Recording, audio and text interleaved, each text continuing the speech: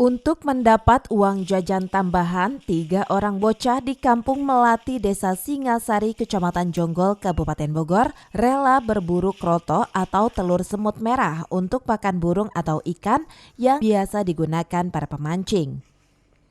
Berburu kroto yang dilakukan Andi, Adit, dan Agil, pelajar SD di salah satu sekolah di Jonggol ini, tiada lain hanyalah untuk mengisi waktu luang saat libur sekolah.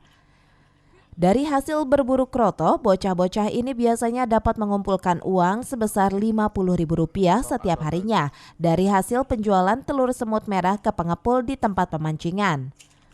Uang yang didapat dari hasil berburu kroto ini biasanya dibagi rata untuk jajan dan ditabung. Telur semut buat dijual dan buat mancing. Sendoknya Rp10.000. Ke siapa tuh biasa dijual? Ke pemancingan. Ke pemancingan? Ya. Terus Ujang tiap hari nyari ini? Ya. Setiap hari biasanya dapat berapa duit? Rp50.000. Untuk dibagi 3? Iya. Nah itu Ujang nyari ini sejak kapan? Sejak kemarin.